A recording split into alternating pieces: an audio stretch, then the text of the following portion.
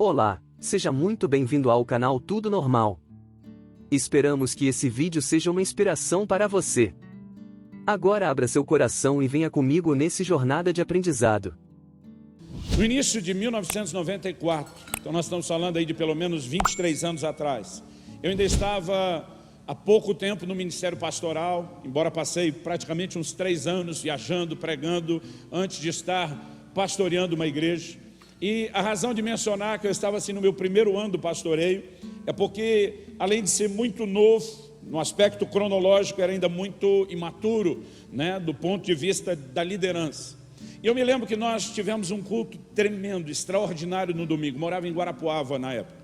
E eu lembro que nós tivemos um culto assim muito especial, um tempo onde a presença do Senhor veio, encheu aquele lugar, os nossos corações. Mas naquela época a gente tinha 3 reuniões na semana. Criamos uma reunião na terça-feira à tarde, destinada principalmente às mulheres que não podiam participar no domingo à noite, que elas pudessem ter uma outra forma de serem tocadas e ministradas. E nós tínhamos uma reunião na quinta-feira à noite, que era uma reunião de ensino. Na época, a gente não tinha nem o culto da moçada no sábado. Eram essas nossas 3 reuniões. O culto do domingo já tinha passado, eu terminei de pregar na reunião da terça-feira à tarde, e eu vejo me rodeando, tentando se aproximar, uma irmã querida, né, da nossa igreja, irmã Maria. E irmã Maria era uma pessoa assim muito introvertida, e eu imaginei que ela estava tentando criar coragem ou achar um espaço para se aproximar e conversar comigo. E eu tentei ajudá-la, falei: irmã Maria, você quer falar alguma coisa? Se aproxime. Irmã Maria foi profundamente tocada por Deus. Na primeira vez em que ela colocou o pé em uma das nossas reuniões, Deus a curou instantaneamente de um câncer, que era uma situação bem delicada. Eu não me lembro se sequer chegamos a orar por ela, mas naquela primeira reunião que ela botou o pé, o poder de Deus se manifestou na vida dela. Obviamente, isso levou ela a se converter e a entregar sua vida a Jesus. O impacto do que Deus fez na vida dela transbordou para o resto da família. O esposo dela era daquele tipo de gente que bebia, mas bebia muito, vivia mais caído para a sarjeta do que de pé. Para você ter ideia do tanto que bebia, a gente brinca aqui do golinho que dava para o santo morreu de cirrose. Ele foi alcançado pelo poder de Deus, ele foi instantaneamente liberto do alcoolismo, e aquela família passou a servir ao Senhor. Eu estou contando isso para que você entenda que, apesar de nessa época eles não terem tanto tempo na caminhada cristã, eles se tornaram pessoas dedicadas em buscar ao Senhor, apaixonadas pelo Senhor. E agora está ali a irmã Maria na minha frente, e ela já chega dizendo: pastor, eu tenho certeza que eu não estou louca. Eu queria até brincar com ela, que nenhum louco acha que está louco, então você achar que não está louco não é nenhuma garantia. Mas eu percebi que ela estava muito tocada, ela estava muito emocionada. E eu falei: irmã, explique por que você está me dando satisfação de ter certeza de não estar louco. Ela diz: no culto do domingo, quando nós estávamos no meio do louvor e da adoração, ela diz: aconteceu a coisa mais estranha que eu já vi na minha vida. Ela diz: enquanto nós estávamos adorando a Deus, ela diz, eu comecei a ouvir um barulho de ferro, de metal retorcendo. O barracão que nós tínhamos alugado para iniciar aqueles cultos na época, todas as tesouras de sustentação do telhado eram de ferro, o telhado era de zinco. A gente tinha pego um pequeno mercado que tinha fechado, e a gente não tinha colocado nem forro naquilo ainda, né? Aquilo tudo era visível, exposto. E ela disse, quando ouviu aquele barulho de ferro retorcendo, ela levou um susto, porque ela imaginou que o telhado era despencando, caindo.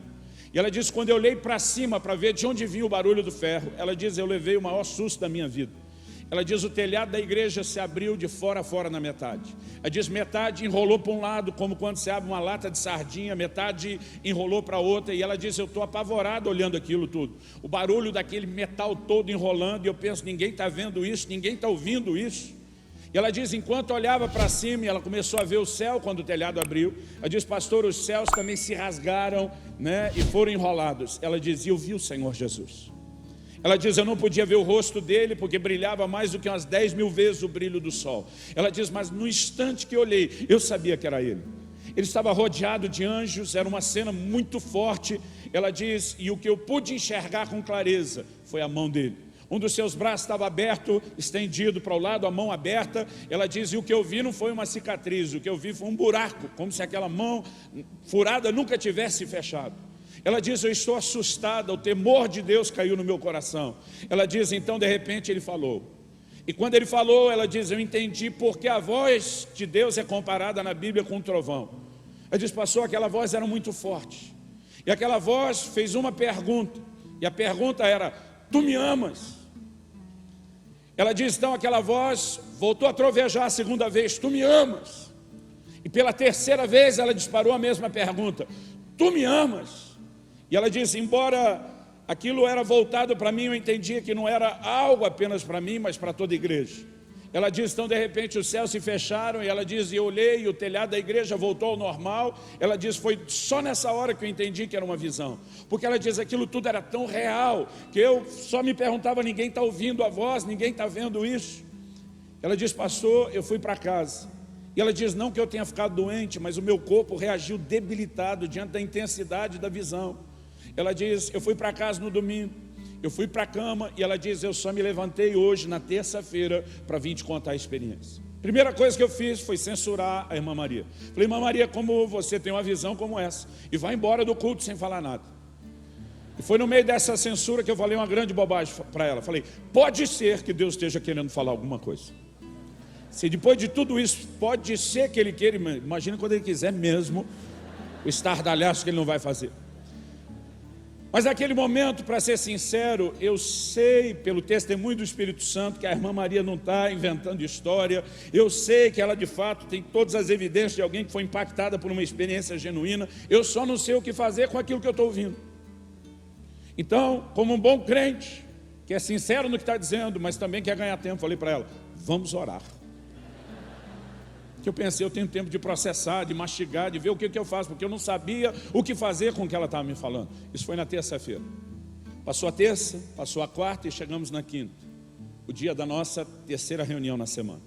Eu fui fazer uma visita para uma família da igreja, aquelas visitas que a gente chamava na época de visita no horário nobre, que é a hora do almoço.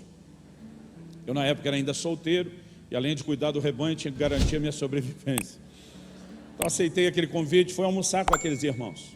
Quando nós nos assentamos à mesa, como era um dia de semana, tudo corrido para todo mundo, foi eu e um outro pastor. Quando nos assentamos à mesa com a família, eu senti falta da filha mais nova daquele casal. Eu perguntei para eles, onde é que está a Tássia? Eles disseram, não, ela está no quarto, ela não vai vir comer com a gente não. Eu perguntei, está de castigo? A mãe disse, não, ela teve um sonho. E desde que essa menina acordou hoje, tudo que ela faz é orar e chorar. Não foi nem para a escola. E ela não vai vir almoçar. Uma criança de 7 para 8 anos não querer ir para a escola, a gente entende. Mas não querer almoçar, porque desde que acordou, tudo que faz é orar e chorar. Não me diga você que isso é normal, natural ou comum. Pelo menos não é ordinário. Aí naquele momento eu perguntei, o que é que ela sonhou? E a mãe falou, olha, cada vez que ela tenta contar, ela chora. Mas juntando as partes, juntando os pedaços, foi mais ou menos o seguinte. Ela sonhou que nós estávamos num culto lá na igreja. Terminou o período do louvor, chegou a hora da pregação, o senhor subiu a plataforma para pregar. E quando o senhor estava de pé, com o microfone na mão para pregar, ela disse, o telhado da igreja se abriu de fora a fora na metade. Pensei, vai começar tudo de novo.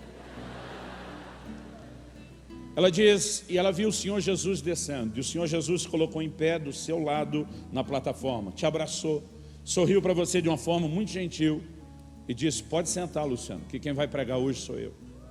Eu tenho um lado meio gaiato, falei para aquela mãe, o que emocionou tanto sua filha, que eu aqui não vou pregar?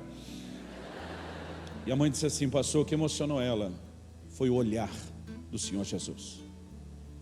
Ela diz, mãe, nem no mundo inteiro existe tanto amor como tinha naqueles olhos.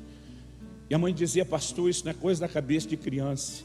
Eu conheço minha filha, eu nunca vi um impacto como esse.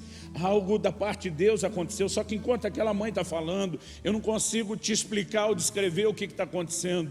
Mas algo me pegou por dentro de jeito, querido. E a minha oração é que algo aconteça com você nesses dias. Que Deus te pegue por dentro aí, da mesma forma como aconteceu comigo naquele dia. Eu não conseguia explicar. Eu almocei o mais rápido que eu pude, eu me mandei daquela casa o mais rápido que eu pude, e eu só lembro de ter passado pelo portão, né, pela porta, perdão, do apartamento onde morava e me jogado ali no chão da sala. Ali eu não conseguia me conter, eu comecei a chorar, e eu falei, Deus, eu não sei o que está acontecendo. Todo mundo resolveu ver Jesus essa semana. Irmão, eu não vejo isso acontecer com frequência, mas em Em um período ali de 3 dias, foram 2 experiências, e aquilo, parece que veio junto de uma vez só. E eu comecei a dizer, falei, Deus, eu não entendo esse sonho. Eu tenho certeza que não é literal. O Senhor não vai vir pregar no púlpito da minha igreja. Mas se houver uma possibilidade, confirma aí que eu chamo a imprensa. Vou ficar em pé do seu lado, nós vamos fazer o maior sucesso junto. Falei, mas eu não acho que é literal. Agora, eu não consigo entender a simbologia disso, eu não consigo entender nada disso. E naquela hora o Espírito Santo falou comigo, é óbvio que o sonho não é literal. Mas o Senhor me disse, eu estou tentando falar com a igreja desde domingo e vocês não me deixam. E quando ele diz desde domingo, eu lembrei da visão da irmã Maria. Ele diz, já passou a reunião do domingo, já passou a da terça, eu não quero que passe a de hoje. Naquele momento, o Senhor falou claramente ao meu coração, pega esse material de estudo que você preparou para ensinar hoje, fale isso qualquer outra quinta-feira, mas hoje eu tenho a minha palavra para a minha igreja. E naquela hora, eu chorando diante de Deus pela falta de sensibilidade ao que Ele estava querendo fazer e falar, eu comecei a orar e dizer, o que o Senhor quer falar? E o Espírito Santo falou ao meu coração, qual é o único texto da Bíblia que contém as 3 perguntas que a irmã Maria me ouviu fazer. E foi nesse momento que eu vim para João 21, que é o texto que nós lemos. O que eu vou pregar aqui hoje não é a visão da irmã Maria, nem o sonho da taça. Porque a minha e a sua fé, a minha e a sua vida é edificada sobre os fundamentos da palavra de Deus. Amém? Mas eu quero que você entenda que nesse contexto, Deus me guiou a esse texto. E a experiência que eu tive naquele dia marcou e mudou a minha vida para sempre. Eu acredito que eu poderia dizer como os profetas do Velho Testamento falavam quando dizia, veio a mim a palavra do Senhor. Porque foi uma das experiências mais contundentes que eu tive com Deus e de um ambiente profético e dele me conduzindo às Escrituras. Eu quero compartilhar aqui de forma resumida aquilo que o Senhor falou ao meu coração naquele dia. A primeira coisa que o Senhor me chamou a atenção foi que quando Jesus está perguntando para Pedro, Pedro, tu me amas? Ele não está abordando um assunto que não tem importância. Há uma expectativa de Deus para comigo e para com você a respeito do nosso amor para com Ele. Na verdade, essa expectativa pode ser claramente entendida quando você olha para o fato de que Jesus classificou isso como o maior mandamento. Quando perguntaram para Jesus qual é o maior de todos os mandamentos, qual é o principal, qual é o primeiro, o que sai na frente dos demais, Jesus nem titubeou, ele disparou na hora, amarás ao Senhor teu Deus de todo o teu coração, de toda a tua alma, com todo o teu entendimento e com todas as tuas forças. E naquele dia o Senhor falou ao meu coração, se esse é o maior mandamento, por que é que se fala tão pouco sobre isso na minha igreja? E eu levei um choque. A primeira coisa que a gente faz é achar o cisco no olho do irmão, em vez de encontrar a trave no nosso. Pensei, é mesmo. Ou como diria o bom carioca da Baixada, é mesmo. Falei, eu nunca vi ninguém pregar sobre amor por Jesus. Já vi pregadores em um momento ou outro fazerem menção da necessidade de se voltar ao primeiro amor, mas desenvolver o tema não. E naquela hora, diante daquela constatação, eu estou pensando, a turma não está fazendo o serviço direito. O Espírito Santo falou comigo, e você, por que é que nunca pregou sobre isso? Eu emudeci. Eu não tinha resposta. Eu fiquei envergonhado. E naquele momento Deus começou a abrir os meus olhos. E parece que eu comecei a enxergar versículos na Bíblia que eu lia, mas parece que eu nunca enxergava lá. Por exemplo, 1 Coríntios 16, 22. Paulo escrevendo à igreja, escrevendo aos crentes, ele disse, se alguém não ama ao Senhor Jesus, seja anátema. É muito forte o que ele está dizendo. A palavra anátema, na melhor das hipóteses, pode ser classificado como algo abominável, na pior, como maldito.